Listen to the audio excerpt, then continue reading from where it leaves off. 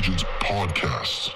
Okay, LabCoat Agents, welcome back to another episode of the LabCoat Agents podcast. And I am excited today. This one has been a long time coming. I'm going to tease him a little bit because he's canceled on me a few times. That's how big of a deal this guy is, because he is highly sought after nowadays in the real estate world, coming to us all the way from Calgary, or to most of us Americans, United Statesans. It's Calgary, Alberta, Canada. Most of you in the lab coat world probably know this guy. If you don't, you are sleeping under a rock. We're going to go deep on video today, which is a passion of mine, as most of you know. But even more so, we're going to talk about how video has completely changed this guy's life, his career, and what he's doing and where he's going. And he's going to share all of that with you today. Folks, welcome, Mr. Brad McCallum, my friend. Welcome to the show. Mr. Jeff Pfitzer, thank you so much for having me on the show today. I am excited to be here. Do not let those two cancellations, last minute cancellations, send the wrong message. I've wanted to be here. What that message really is that when you have a year like we're having right now, you have no idea the amount of, like, the one thing that doesn't scale is your time. Your business scales, the leads scale, the opportunity scale, but your time is still that 24-hour day. And that's where we've been really limited lately. So now we're just at that part of our business, part of the year where we're starting to make our plans for 2021, figure out how can I manage this a little bit better. I love it, man. I love it. And I had to tease you because that's just, I will tell you this. You do not win the award for most cancellations. I currently have a gal who I still have yet to interview. I even made a TikTok about it, how frustrated I was. But Brad, let's, I don't want to assume everybody knows you or everybody knows your story. Yeah. So let's start with, tell us who you are, where you come from. I already mentioned Calgary, and kind of how you got into the business and the trajectory that's taking you to where you are. All right. So I'll keep it kind of simple. I've only been a real estate agent now for about 3 years, and about a year and a half of that full time. I got into the business in my late 30s. I'm now in my early 40s, and pre-real estate, I was a renovation and designer guy. So I had like a general contracting company, and I did that for most of my 20s and 30s. And I just found that I didn't really have a passion for it. Like, I love the design side of things. It's the same sort of creative outlet that I have with video in my real estate marketing. So I loved that part of it. I just hated managing 30 people and trades and all those little things that would go into it. About 4 years ago, I found that I had, my business was in trouble. Our local economy was in trouble. My son was going to go off to school. And I just felt like a big hypocrite. Like, I'd been working so hard at this business and really struggling at it. The economy had been in a depression for the second time in 10 years in our local economy. And it just felt like an uphill, like I was just pushing a boulder uphill. And at the same time, I had some health problems. I found a tumor on the side of my face. And that tumor is the same kind of tumor that actually led to Adam, MC of the Beastie Boys, dying from parotid gland cancer. So I don't know why, of all the things, like, I knew that there was a little bump there and it was starting to grow and grow and grow. But when my doctor's like, Brad, we got to take this serious, like right now, like this killed one of the Beastie Boys. I don't know why that was the thing that got me like, holy smokes, I got to get my life together. So it was right around that time where I was just kind of having this crisis of identity. And I thought, I've always looked at the real estate industry as something I would like to do, because I was already working in housing and design. And I loved the whole aspirational phase of the contracting business, where people are still like, could I do this? Or does this home have potential? I loved that part of it. And I felt that I had a lot of value to bring at that side of the business. But then as we got through the business, I was just kind of average. I was like everyone else, like struggled with getting the trades there and keeping them on track and all that stuff. So I got my real estate license on the idea, time to make some easy money. And once I got my real estate license, I looked around and I thought, okay, how do I get business? And I looked at what everyone else was doing. Everyone was putting their money into bus benches and billboards and postcards and pens, and they were sending out calendars. They were sitting open houses. They were door knocking and they were cold calling. And I thought, this is crazy. Like, this is something that could have been done 25 years ago. This is the exact same business model as in the mid 90s. And now we've had all these other things happen. All these other things happen. Like, there's websites and domain names and SEO and social media and all these different ways to leverage modern technology. So I thought I could do what everyone else does, or I could kind of take that counterculture attitude I had towards the real estate industry, because I had bought and sold homes prior with some of the big names in my city. I could take that counterculture attitude and bring that to my real estate business. The idea being that while everyone else is zigging, I'll zag. And what I found out was that even once I got my license, I kept that attitude of every real estate agent in people's minds, in the public's mind, every agent makes too much money. They're all the same, right? And they don't do enough work. They don't bring enough value. And so after I got my license, I realized, to your audience, that that is not true. We all do a lot of unpaid work, a lot of hours, a lot of caretaking of our clients. There's a whole lot of that. But the general public's opinion was not that we did such great work, or that we were such hard workers, that we offered such a fair exchange of value. And as you look at what's going down in the States right now, where homes are going onto the market and they're getting 10 or 20 offers and they're sold inside of 24 to 48 hours. And then people are looking at the commissions that they're paying out of $20,000, $25,000. And they're thinking, was that a fair exchange of value? Did they really offer $25,000 worth of service? Right now, I think I've been the beneficiary of a bad economy, because you can't do that in my market. You have to market. You have to actually learn to market. So in my market, homes can sit on the market for 4 or 5 months. And because of that, I realized I needed some way to give my clients an advantage. I wanted to zag away from what everyone else was doing. And so I started embracing video, because I found that it was just a natural thing that it's how people wanted to receive the information. You were seeing YouTube skyrocket. You're seeing videos on Facebook do extremely well. Instagram videos where like people were watching those were the most dynamic. It was just how people wanted to receive information. So I started off by going that way. And over the last few years, I've built a business on trying to make homes, trying to make people feel something when they see the video. That's really at the essence of it. Great music, good shots, good cinematography, something, but try to make them feel something about that one particular house. So if there's 4 homes that are similar priced in the similar neighborhood, that I draw as many people to my property as possible and try to pre-frame their opinion of the home, because they've already seen the video, they've already listened to the music, they've already felt something about that property. And it's paid off. We've had a real hockey stick growth curve, like you talked about earlier. 100%. They have the feel. So there's a lot to unpack there. And I want to rewind first of all and say, does that mean so first of all, I didn't know the tumor story. So yeah. I assume everything came out okay there. Yeah. I got surgery, and it wasn't cancerous. But when I got my biopsy, they told me, you got to get in the next couple of weeks. Like if you wait 3 months, you could have a cantaloupe on the side of your, on the side of your head. You could wait 10 years and it not be cancer, or we could book a surgery in 2 weeks and it already become cancer by that time. Like your cells are dividing that quickly. It's a big deal. Go take care of it. You got a young family. So I had my moment where I went out to the car after meeting with the doctor. I just sat there and I kind of just wept. I was like, what am I going to do with my life? Right. And I had to, in order to get my real estate license, I had to go back and get my GED. And that was a big part of that was my son going off to school and me telling him, be a good student, stay in school, listen to your teacher. And I'm sitting there thinking, okay, I didn't do any of those things. What a hypocrite. Yeah. Yeah, exactly. Awesome. And furthermore, are you a Beastie Boys fan? Oh yeah. All right, cool. Yeah. We have something in common. I like that. That's cool. Yeah. Right? And I think I got a feeling we got a lot in common.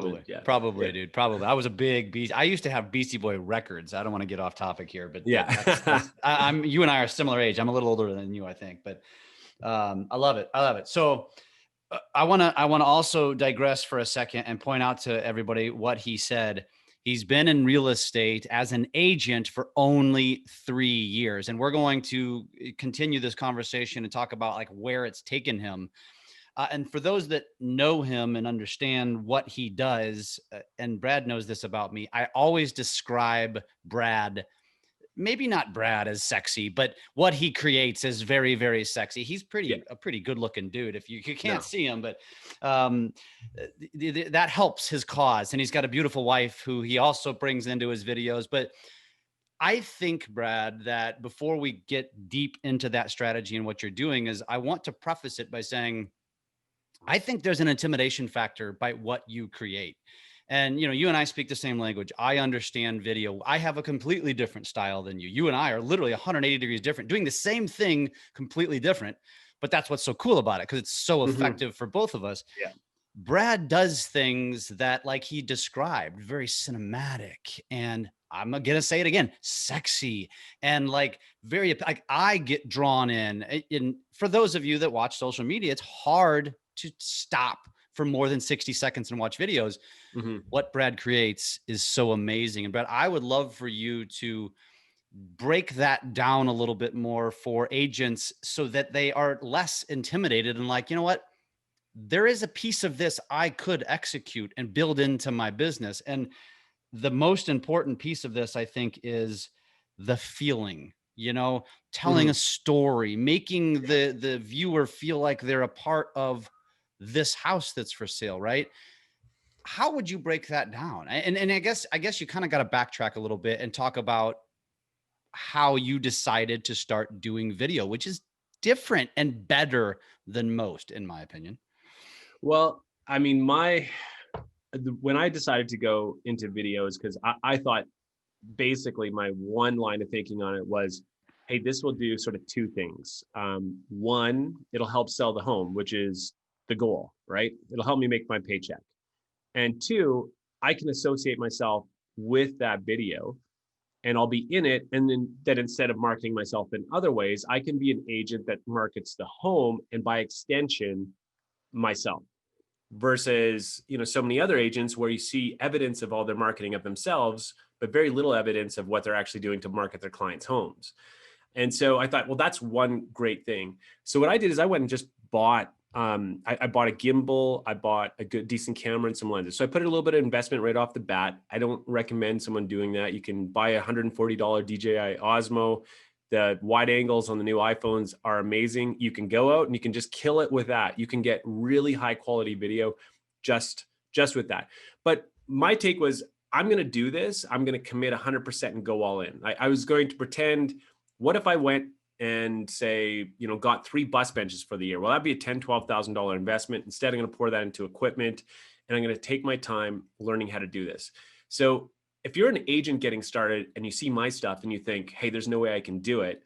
The reality is if you can follow along with YouTube, watch a tutorial and learn one piece of the puzzle at a time, you're going to do just fine. I always describe it like a scientific calculator. Most people have a scientific calculator. They have no idea how to use it, right? But the reality is 99% of the time, it's just the plus, the minus, the multiplication, and the division, right? And then all I say is learn the plus, the minus, the multiplication, and the division. Just learn those first few pieces.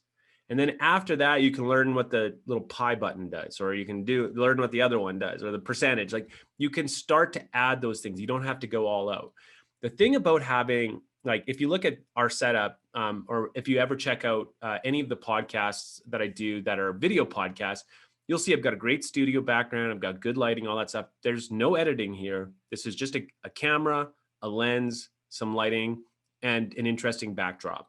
And that lends itself to a level of quality that in most cases, your market hasn't seen.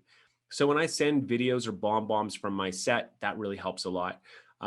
When I do my videos, and when I started off doing my first few videos, they're not what they are today.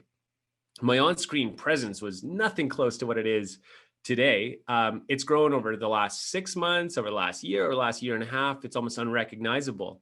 But the thing, all of that is like, you just don't get to the end of that journey, which I don't feel I'm even close to, but you don't get to the end without taking that first step and going along the way. So I'd say the thing that agents are often looking for is maybe a bit of a shortcut. And I would just preach that the shortcut really is just in the doing. the reality is 6 months will pass from now, and you'll either be competent as someone who knows how to do some basic editing and shoot a house, or you won't be. Like 12 months from now, like it'll drop, and soon they'll be starting to talk about the midterm elections and all that sort of stuff. And people are going to be like, oh, I'm not anywhere closer to having a stronger personal brand in my market. And the reality is like today you could learn one technique, you know, a week from now, you could learn another technique. I'm a big believer that anyone can do it. I think there's maybe some room for some personality, but in how you shoot and how you edit. But to your point of wanting it to look sexy, the goal is really, really simple. I wanted it to look attractive. Like I'm king average, you know, I'm 5'9", white dude, weak chin, average. Yeah, I got some hair. That's about it. But in reality, it's like I'm just middle of the fairway, just not that far, not long drive champ, nothing. I'm looking to par the course. So here's the thing. I think that the average person can go out and build sort of an image around their brand in a way that is authentic and in a way that really elevates their brand over other agents. Even your own agents in your market are going to be looking up to what you're creating when you kind of get to this level. And so with us, our video stuff now, it's not me that's trying to look cool. I'm trying to make the homes look cool, try to make our brand look cool. And the great juxtaposition between it all is that our average and dorky dad jokes, all that stuff that comes through in our videos. And that makes it authentic instead of just a pitch, you know, a sexy pitch kind of thing. Yeah. Yeah. No, I mean, I obviously I totally get it. And part of the reason for some of these questions, and I think you know where I'm going with this, is because we're not talking to the 1%, which is you, less than 1%. We're talking to the 99. And so that was a great explanation, but let's just say that, and I do want to get a little bit deeper on your videos and kind of where the inspiration comes from, because that's really important, because that's something that a lot of people struggle with. Like, I don't know where to start. I stand in front of property. I walk them through house, hit end. Yeah. Right. But I also would like you to think about this question. If I'm an agent, or there's an agent listening to this and they're thinking to themselves, man, I have done barely any video. I usually like to shoot the video with just the house. I don't like to be in it. I don't know how I look. I don't like how I sound. And you said it, like, that's brilliant. You should be in your videos. I teach the exact same thing. Like, screw the house. That's a way for you to have a reason to brand yourself. I actually say it differently than you do. Because the video is probably not going to sell the house. The video is going to get you more opportunities to sell more houses, yes. Right? The price is going to sell the house. But if I'm an agent saying, you know, all those things, all those objections, Brad, where should I start? You told me not to buy a camera. So not from a technical standpoint, more from how do I make my videos different, keeping in mind that I have very little experience. I haven't subscribed to the business video school to learn those techniques. What do you suggest? Well, I would say you're different. If you're different, then your videos will be different. And that's the reality of all the great creators and all the great agents that are using video really well, is there are differences. There's no one who's better than the other. There might be technical aspects of a video that are shot better or balanced better or edited better, but the actual human being behind it, the people who are winning are the people who can tell their own story the best. And if you can share, you know, your passion for your city, for your town, for local businesses, if you can tell the story of a particular home, if you can think of the avatar of who is going to buy that home, if the person who's selling that home has a really compelling story, if you think about it all as that same old adage of people shop with their pocketbooks, but buy with their hearts, that's how you want to attract people. So without being heavy-handed and whiny and disingenuous, with just being yourself and telling a story, telling about why it's important to you. I think there's nothing wrong. I tell clients all the time on listing presentations, listen, having a chance to work with you on selling this property, that would mean a lot to me and my family. It's hard to go with the other agent who's just preaching success, success, success. right? It's hard to say no to helping out someone and their family, especially if they can show you some extra value along the way. So in my mind, I keep coming back to this idea of like, the more authentic a person can be, the more real we can be, the more transparent we can be, the bigger our business is going to go. Video is just one of those tools that really allow us to do that. So if you want to get started with video, the best way to do it is to just start hitting record.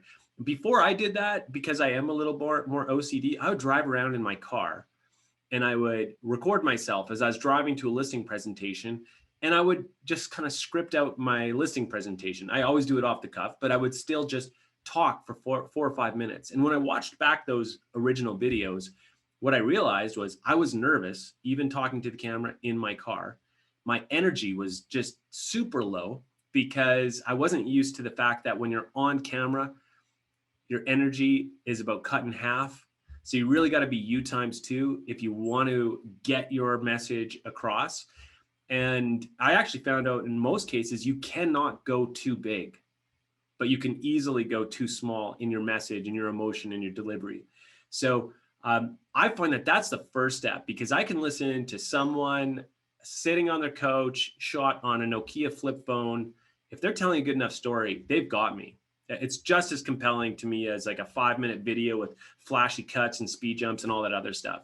I would say when you add the quality to the story, it just starts to reach a new level. And one example for this is, do you watch the David Letterman Netflix series? No. There's this awesome David Letterman Netflix series called My Next Guest Needs No Introduction. And, he has some incredible people on there. Now, it's an interview show, but it's shot like a filmmaker. So it's appealing. The lighting as well. They've got different dynamic shots. It's just a conversation between two people. But because of the way that they shoot that, it adds extra weight to the words, to the conversation. So I would argue that as you're getting started, you just keep adding a little bit more. You learn some of the basics of getting a higher quality product. The one thing I'll say though about being being like afraid of getting started is, in my market, I want every agent to look at my stuff and be intimidated and feel stupid and foolish when they press record. That's my goal. Outside of my market, I want the exact same success for every other agent. Put yourself out there to share your story, to have the kind of success that comes from having a very strong personal brand. It's almost with what you just said, it almost becomes psychological at that point. It becomes, and I think if you're listening to this, and most of you probably listening to this are not anywhere near Brad's level, and maybe there are some that are, because I always felt the same way, Brad. I started doing video 4 or 5 years ago as a way to differentiate, and then quickly realized I became the expert, which purely because the market saw me that way. Just because, guess why? Because I pressed play. That's why. Exactly. Yeah. And then before you know it, I started to get a lot of haters. The haters equals intimidated, competitors. That's what it was.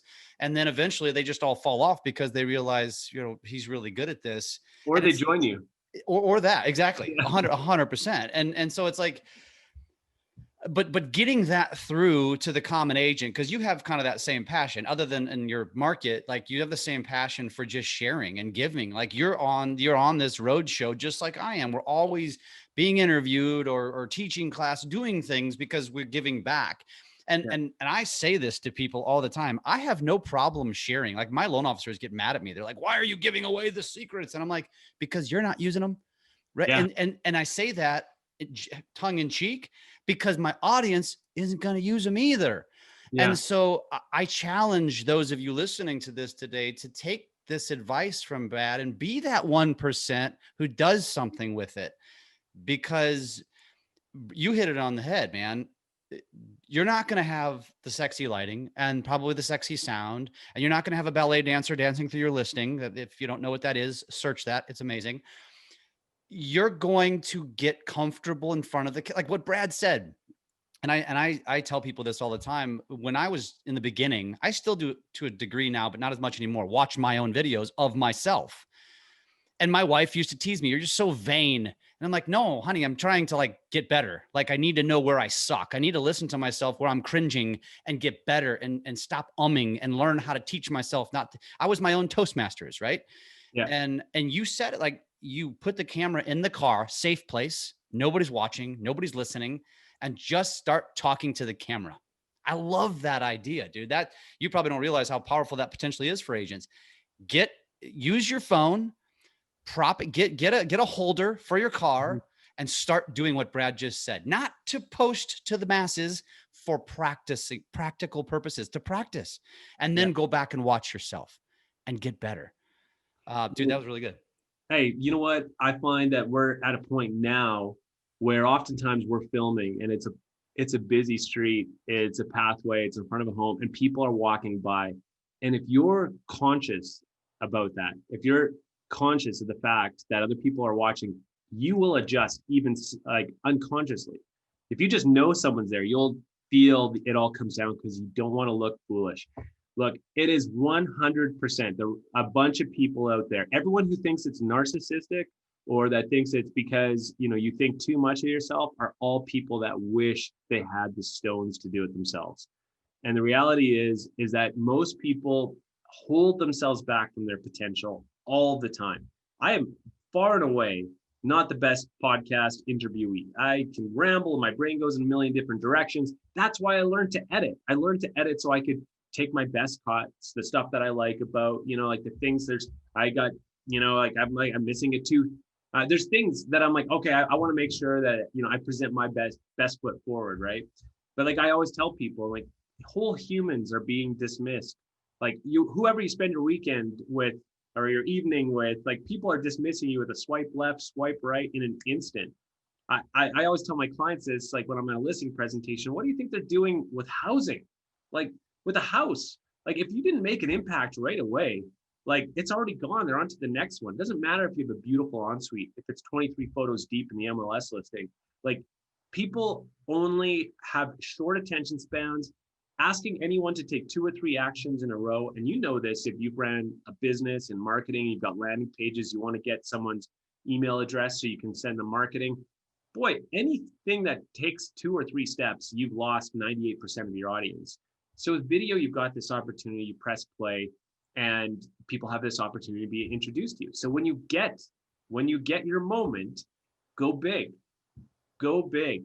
In fact, if you're not embarrassed for someone else to walk by and see you, you're not going anywhere big enough. If you're comfortable with someone walking by and seeing you getting filmed and you delivering your lines, you're not even close to big enough. Stare right into that camera, go from your heart and go big.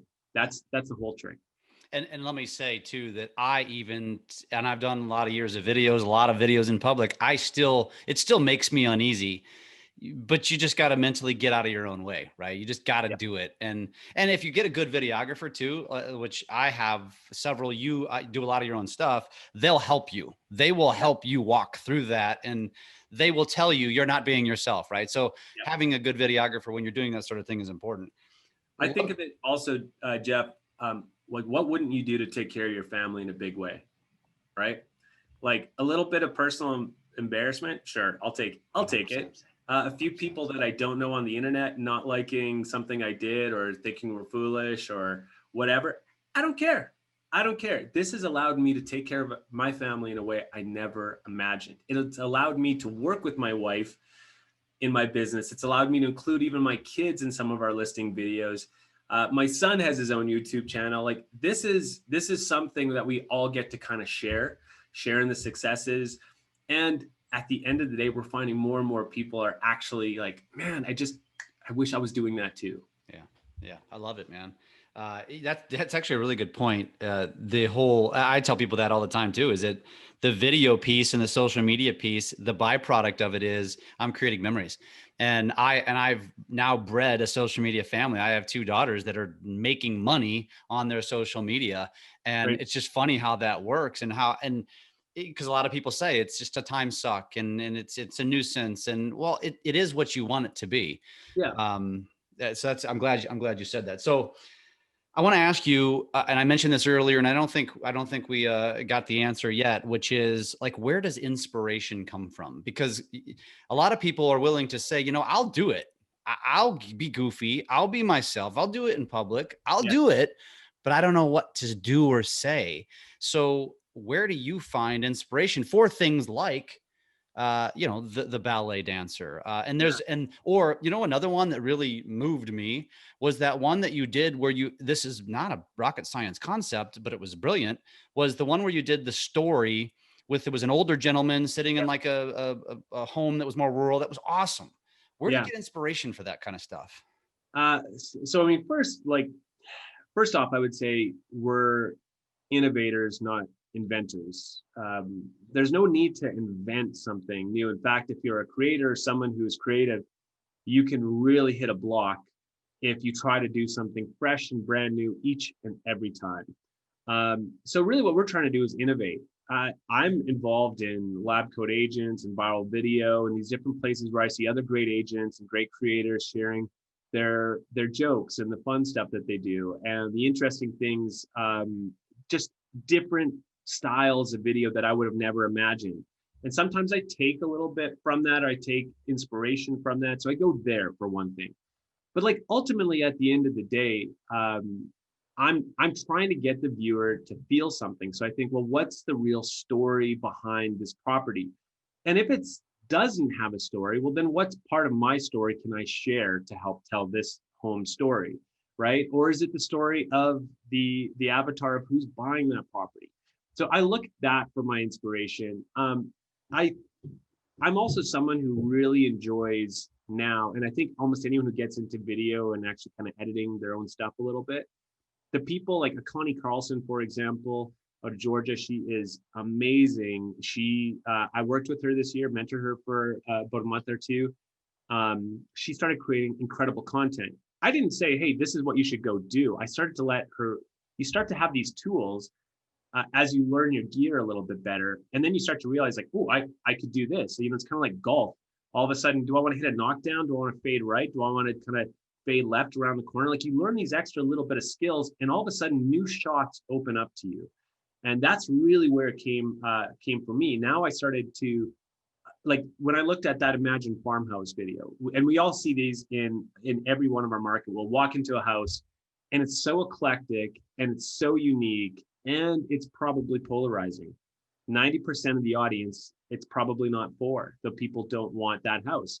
Now that home, it was beautiful, but it was also very, very specific. Like my wife and I wouldn't move into that home. It was a beautiful home and I can appreciate its beauty, but it had a story. And when I was there and I started talking to the client about it, he started telling me his story and I realized I can only screw this up if it's me on camera. Like he can tell his story. It helps if you have a British accent and, you're a distinguished gentleman and a well-spoken individual.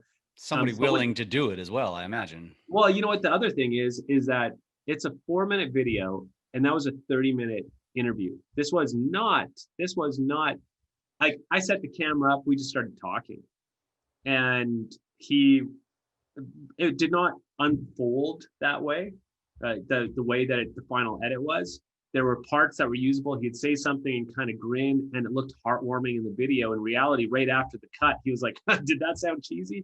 And that's the kind of stuff that you don't. But that was the cool part of directing the story. Is I thought I wanted to first tell the story of the land. Why did he choose this piece of land? Why did he choose this little valley next to the Rocky Mountains? Okay, great. Now we've got that story. Now this home, there's unique pieces about this home.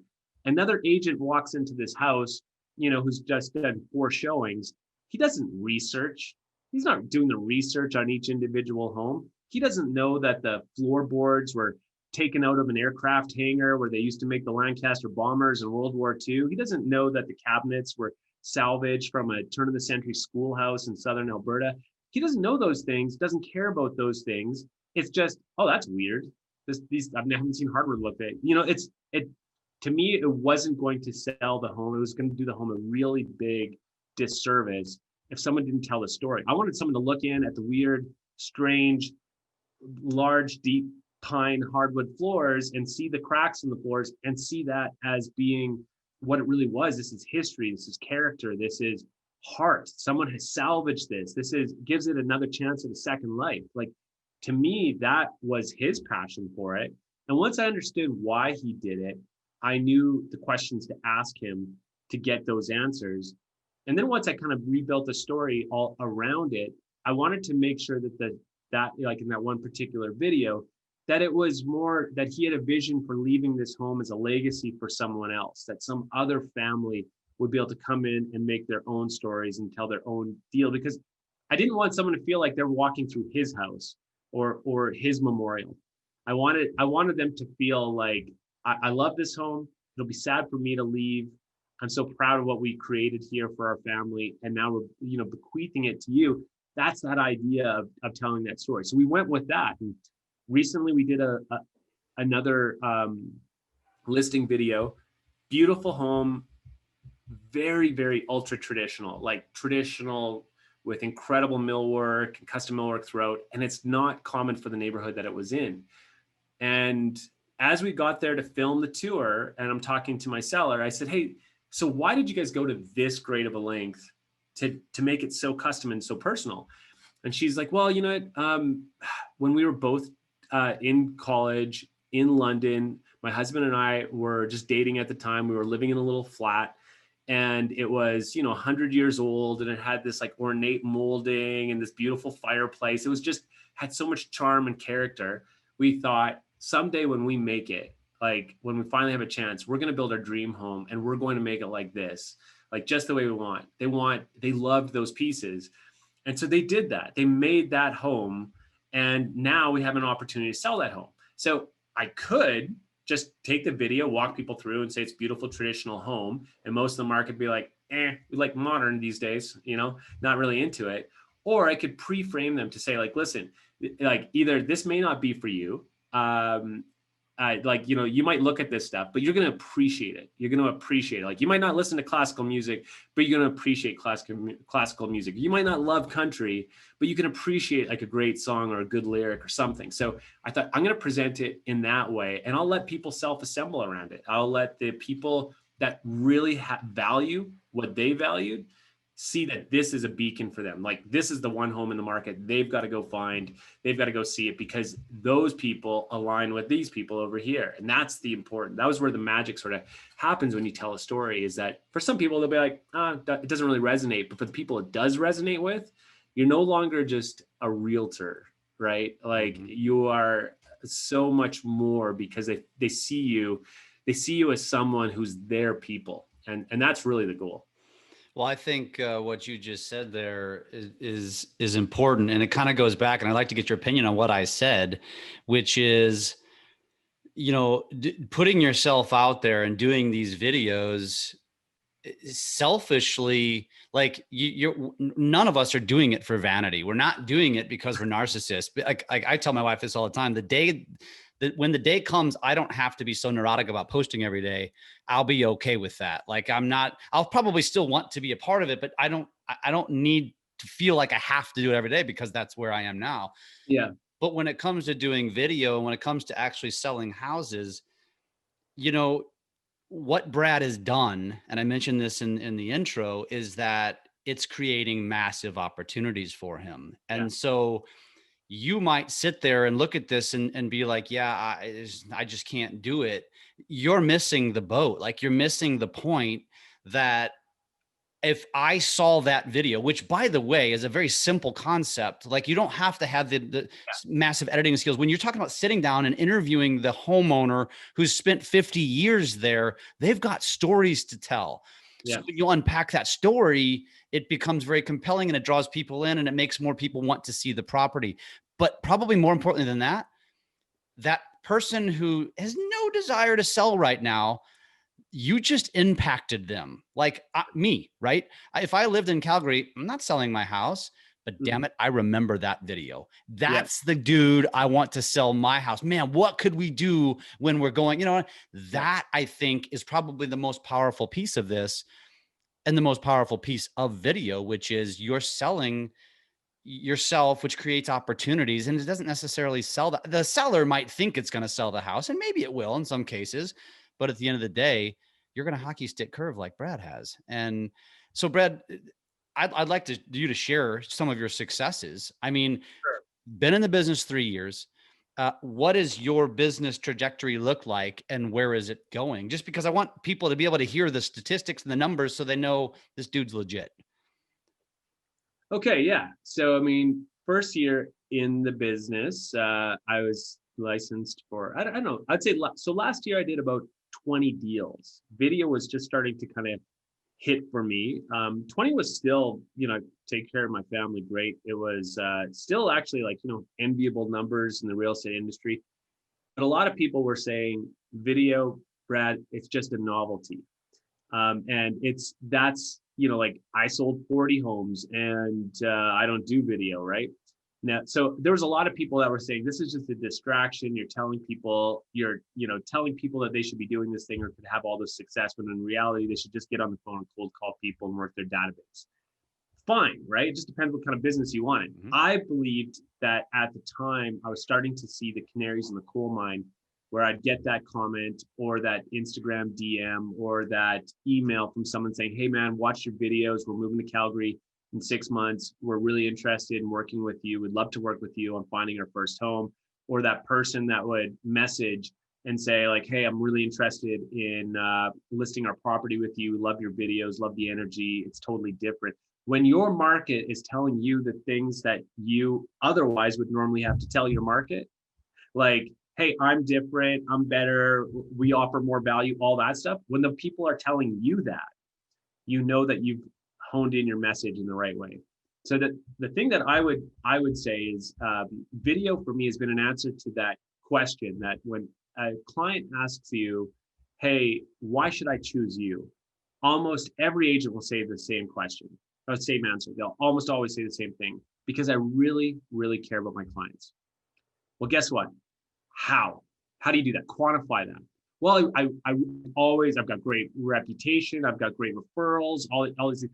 How does that help me differentiate my home on the MLS, like on the sale? How is that going to expose my home to more people? Your care for me, how does that help me? And that's the problem with that is that, so with me, video helps answer that question. They see the work we do, then they have this little timepiece forever to continually remind them of their past home. And the higher the quality is, the more that they'll share it with their family and friends, network at work, all that stuff. There's such a long tail that quality video brings you. But the biggest thing it answers is that, like, the first problem a client has when they're choosing a real estate agent is that there's tons of us. So who do you choose, right? Who do you choose? And we know that all the numbers are 70% of the time they go with the first agent they meet. So you need to be the first agent they meet. And so in my mind, the only question all of us agents should be answering is the only question that the clients are asking, which is, what the hell is in it for me if I work with you? And I'm answering that question. And the great agents that are having a lot of success have learned to answer that question. And if your answer is just purely that you really care about your clients, it's just not enough in 2021. And the reality is we've got a ton of competition coming. Zillow's now a brokerage, right? There is advertising changes on Facebook all the time. More and more, the same old thing that worked 2 years ago is not working today. But one thing that is working, one thing that can destroy Zillow in your market, one thing that can outbeat the guy who's been in business for 25 years if you're a new agent, is your personal brand. So if you're not working daily on creating a stronger, deeper, more connected, emotionally personal brand in your market, you are losing. And if you can make that connection, and once you see what's working with people, you're going to start to see what I did a year ago when I was doing like 20 deals, to this year where I'll do over 50 deals. I'll hit chairman's, which is like, I don't know, top 0.05% of all RE/MAX agents globally. Those numbers I don't really care about, but the success curve is massive. There's $150,000 of work I just didn't even get a chance to get back to this year. Leads we couldn't even follow up with. But all of that has come because I took one different approach to my real estate business. I could either, one, seek out the business, go get it, hustle, cold call, the old typical death of a salesman mentality, or I could build a brand that attracted business. And if you can attract one, if you can do something once, if you can do it twice, if you can sell a home virtually, if you can get one DM over Instagram or one listing presentation or listing because you had a YouTube video, if you can do it once or twice, that's a sign that what you're doing, just do it more consistently, keep putting it out there, that they're going to come in more and more and more. We're at a time in history right now where agents for the last 15 years have been paying to put their ads at the top of Google. But guess what? Google wants a great experience for their clients or for the people that are on there, for their users. So what they're starting to do is offer up YouTube search results in the Google search engine. So it's not like you're just finding out like the 5 tips or the 5 best spots to visit in Calgary on YouTube by searching that. Those are coming up now when people are typing in best restaurants in Calgary on Google. That is the power of that, because people know that 92% of traffic is video these days. We don't need to be cast. We don't need to be on NBC or ABC or HGTV or any of that stuff. We can have our own show, our own media company. I follow a guy like Ryan Serhant out of New York City. He's opened up his own brokerage. He's made little mini shows on his YouTube channel now. That guy is showing us the model of, he's not just taking what Gary Vee says to do, he's doing it and showing agents the model of what they can do. And we're doing that in our business, in our local market. We're becoming those people. We're becoming the Serhant of Calgary. And that's really the goal. Because when you think of the long tail of your videos, you get a great quality video.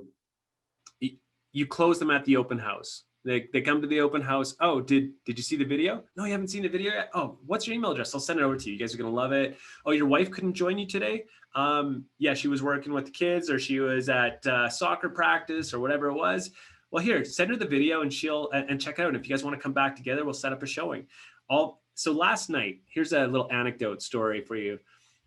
I've got a listing that I got over Instagram. They reached out to me. They said, Brad, I saw this video on this home. I love it. I understand that you also do a little bit of design work.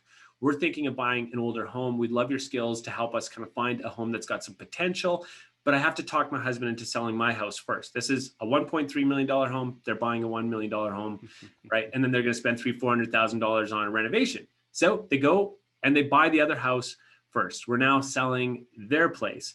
We've sat our open houses. That video has attracted me 3 more listings. Now, last night, or a couple days ago, I get a lead for that. They called me, the listing agent, because they saw me in the video. They didn't call the agent that they'd already been out with this summer for a couple of homes who they weren't under contract with. They called me. They're like, oh, he looks nice, and his wife's dancing around the house. This looks fun. Like, it'll be just fun to even meet them as a couple. So we go and we show them the property. They're like, great, we have to sell our house though first. Do you want to come see our house? So last night I go to do a listing presentation at their home. I knock on the wrong door. I knock on the neighbor. Stop it. Neighbor comes to the door and they're like, sorry. I was like, oh, sorry guys. This isn't 171. And they're like, no, this is 172. Who are you? I was like, oh, I'm a realtor. And they're like, I know who you are. I've seen your videos. Can you come in for a second? Stop it. And I was like, listen, I said, I'm supposed to be across the street in like 2 minutes. And she's like, can you come in? I stand in the front entrance and they're like, listen, Brad, the market's so bad here. We don't even think we can even sell. That's the problem with our local economy. And I was like, guys, let me show you this. So I start to go through it all. And husband is like, wait, you've seen his videos? To his wife, and she's like, yeah, I saw him in like I thought you were like a TV guy. You did like the $1 million show. I said, yeah, well, actually, guys, here's the thing. I got to go to that appointment. And he's like, listen, we would like you to appraise our house. I sent them to my YouTube channel. By the time I got home, they had already emailed me saying, we're super excited to work with you on the sale of our house. That's 2 listings, 1 night. That one video, because I did one beforehand, got me the Instagram DM, which got me all of that work. And the weird spinoff is that the listing that I got originally, because of that Instagram DM, her husband works at a land development company. That land development company does large land purchases. I have another client that's selling a $21 million piece of land, and I've gotten a seat at the table with our province's largest land developer.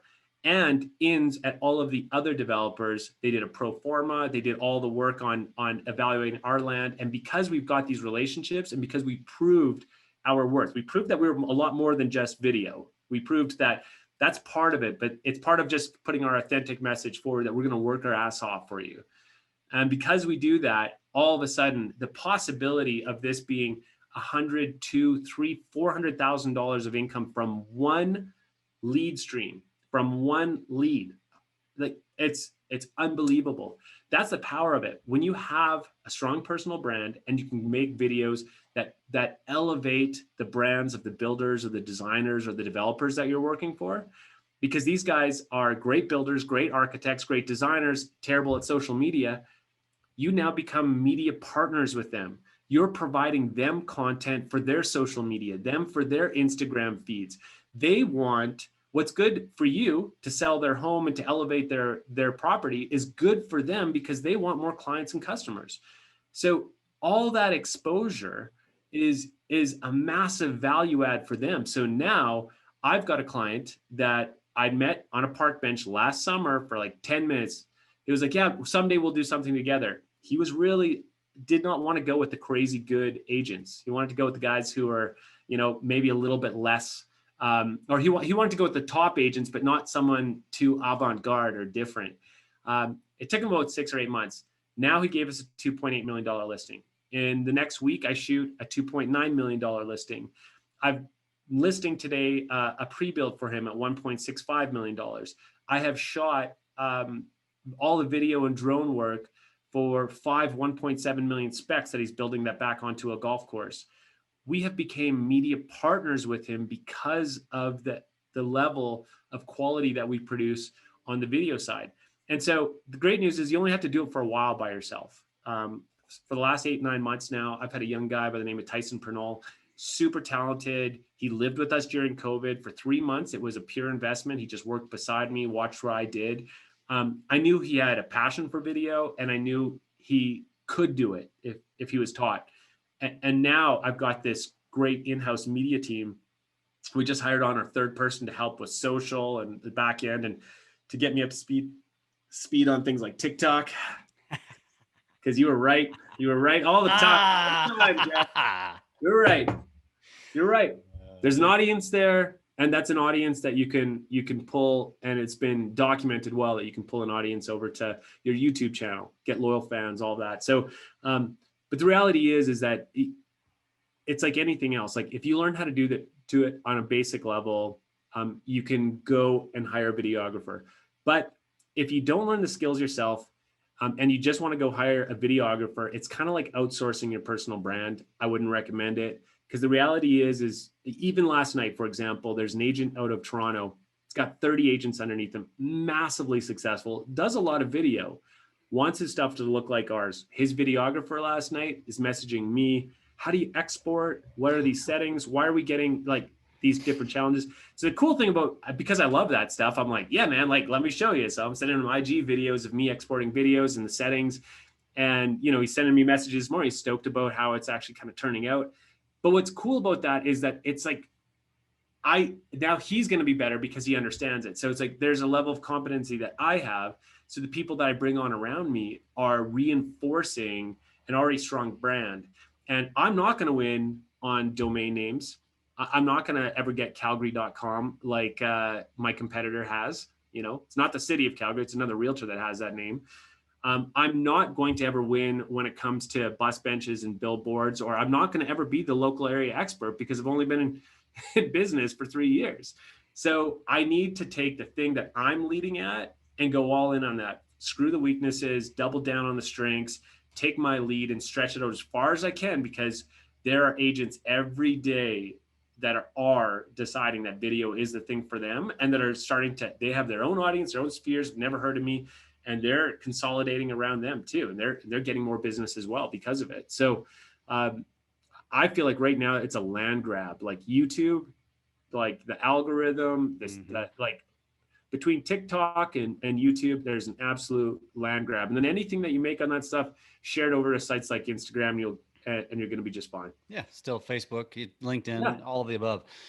Yeah, dude, this has been phenomenal. That story is incredible. That's so cool. That is, I mean, who cares about even the stats? Like that right there is the best testimonial you can possibly give to video. And I just want to reinforce this to people because, you know, again, with the video school and with the conversations I'm having and the coaching and the teaching I'm doing, you know, Brad is a unique professional. I mean, the dude is really, I mean, he's got videographers calling him to teach them. That's insane, right? That tells you that Brad is damn near a videographer. He basically is. Listen, you can do what Brad does and never have the skills Brad has if you hire the videographer. And I agree with Brad, it is outsourcing to a degree, but there are videographers, and I've learned this personally because I work with three. One of my videographers is a cinematographer mentality. Like we actually did a shoot last night. It was an interrogation kind of parody. And it took like 2.5 hours. And I was like, it was like, it's going to be a less than minute video, but that's how my videographer thinks. Like it's got to be sexy, right? Yeah. And I just go with it, right? And that's one of the things you'll learn as a realtor is you figure out how to find the right videographer too. Because remember, videographers don't sell houses; they're not realtors. You can't show up to a shoot and ask your videographer. So what should I say? Yeah. Most videographers are gonna be like, I don't know, I don't sell houses. I know how to make you look sexy. So what I would say to clarify my point is not that you can't go and hire a videographer.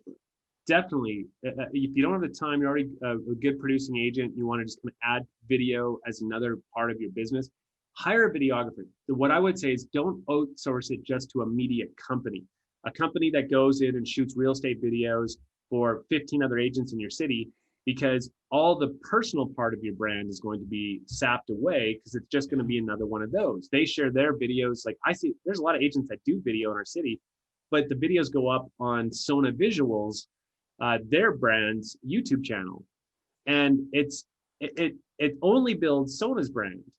And because Sona's kicking out so many videos and so much high volume, they lack the personal side of it. They do, like, technically they're beautiful, they're very confident, all of that. So I guess what I would say to about hiring a videographer, it would be about looking at, are you right at the point now where you have enough business that you think I need a full-time administrator? Or how can I get someone to come in and handle my social media? What I would say is really look at the video side, because if you can bring on a local videographer, this would be my tip, would be go on YouTube, search like your town and little YouTube channels. Find some 19-year-old, 20-year-old kid who's passionate about video, who's already spending his time geeking out, making stuff look cool and fun and different and has some experience, and start talking to him about mentorship and bringing him on as your in-house video expert. That's where you'll be able to brand and craft a personal message and point of view for your brand, versus just outsourcing in a videographer that also does weddings, also does photos, also works for 15 other agents.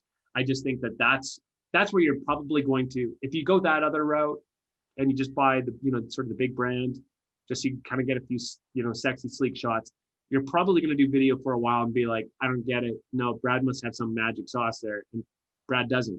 Like, I don't. I understand this stuff. I didn't start off understanding this stuff. This is something like, I will sell 55 homes this year. I'm going to sell 55 homes this year, and I'll spend 70% of that time editing and shooting video. So all the agents that say they don't have the time, I don't know what you're doing with your time. Like, maybe you're working with people who just aren't as invested in working with you. I know one thing though, the people that want to work with us because of our brand want to work with us so they don't waste our time. We're not just out shopping with people who aren't invested in working with Brad McCallum. That's a quotable line right there. I'm going to spend 70% of my time shooting and editing video. If you say you don't have the time, what are you doing with your time? I love that, dude.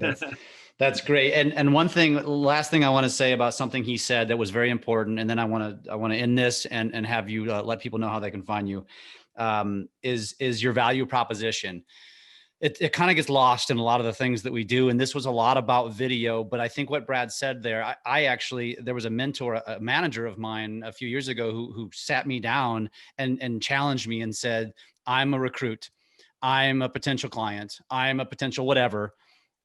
Go on, give me your elevator speech. and it wasn't even the question of why should I hire you, but it was a question that like, damn, yeah, fumbled. Like I didn't know what to say. And I'm a pretty confident guy. And it made me realize, damn, I really need to dial in on my value propositions. And then it made me realize, okay, crap, my value propositions are exactly what Brad just said. It's what everybody's saying. And for me as a loan officer, this is all very parallel. Like, what does every loan officer say to every realtor? Let's have a cup of coffee. Let me tell you how great I am. Let me tell you how I answer my phone. Let me tell you I'm available nights and weekends. Let me tell you about my programs. Same thing. You're doing the same thing with your clients or with your, recruiting agents.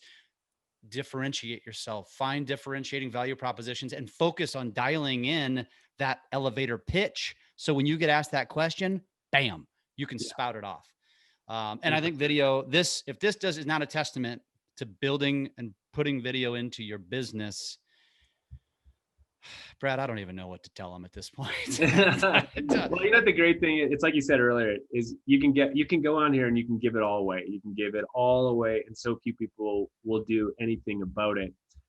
The exciting thing is, the reality is there's agents that are out there. They've just had their success already. They've already done so well. They're like, I'm going to sell 50, 60 homes this year. Who cares? Like, I don't need to do video. I don't need to do it. It's like all of this. And that, to me, I love that because it's not about the narcissistic side or the egotistic side. It's like all the reason I build brand and that we do these videos and all this stuff is because I want to take care of my family. I want to take care of them in a great way. I want to provide a good life for them. I want to have some opportunities to have some great experiences with my kids. That's the whole goal. Once you've achieved that, that's fine. So if you're out there and you're killing it and you don't want to do video and it just adds, then don't do it. But if you're that agent that feels like there is more potential in your business, if you're a brand new agent that is looking at all the unknowns of the future and all the other competition and wondering how to separate yourself and differentiate yourself, the reality is it's just people don't know you.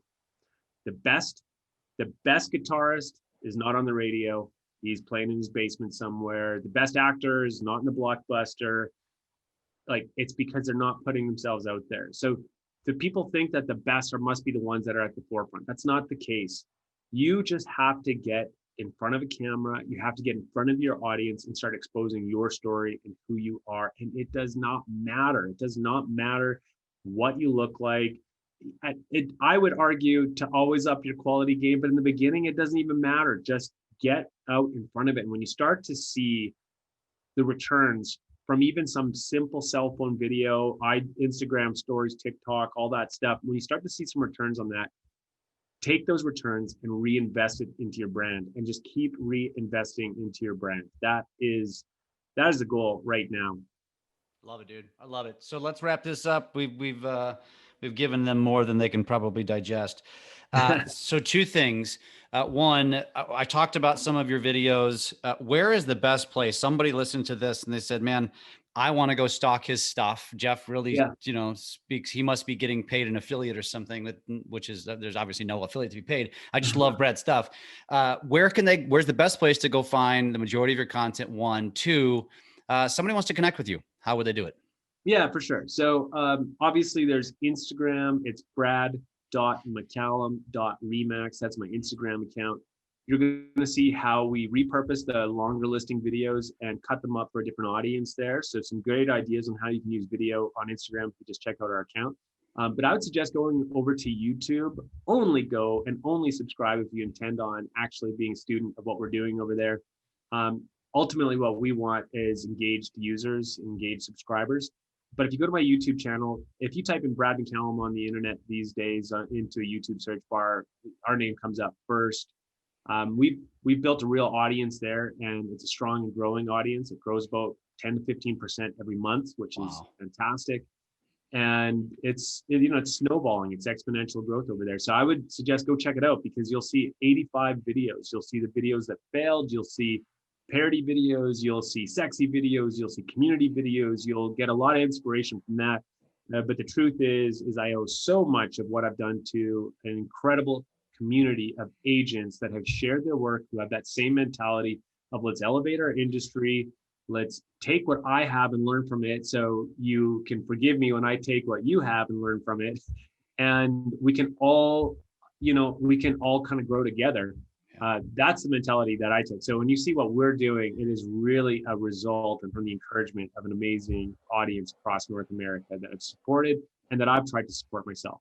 I love it. I love it. And he said it too, being as a part of LabCoatAgents, Viral Video, RETV is another great one. Brand Builders is a good Facebook group. Those are just some Facebook groups that you go spend some time just absorbing and watching. You're going to gain a ton of inspiration. You're going to learn a ton. That's how I got great. I don't make any bones about it. I followed people like Kyle Whissel, for example, Sharon Srivatsa. They're my mentors. They're the people who helped me get to where I am. Mike Cuevas. Brad says it's funny, we say the exact same things. And it's even funnier that like Brad's grown a YouTube channel, which is really hard to do, by the way. And Brad can attest to this. And I'm more of the TikTok type guy, which is 180 difference, but at the same token, both work, folks. And that's the thing. Pick your platform, pick your poison, go all in, do it hard, and you'll win. Go ahead. And one last thing I'll mention is if you're interested in this personal brand stuff, I do a lot of talking about personal brand on my podcast with Bob Tompkins out of South Carolina. It's called the Bob and Brad Show.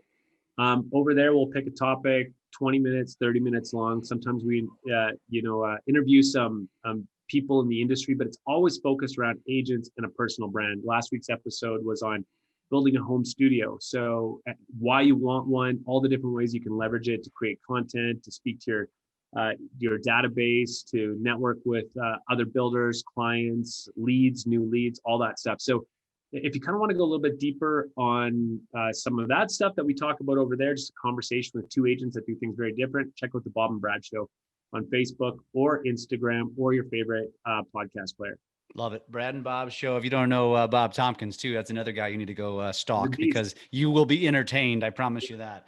Absolutely. Good stuff, Brad. I really appreciate the time, man. We've gone over the normal time of a lot. Sorry, I hope our audience enjoyed this. This is a ton of stuff to learn from. Brad, you are the man. I appreciate our friendship that we've grown. Look forward to actually meeting you in person one of these days. We've talked many times over the years. Good stuff, brother. I appreciate you, and I'm sure we'll talk soon. All right. Take care, brother. Thank you so much.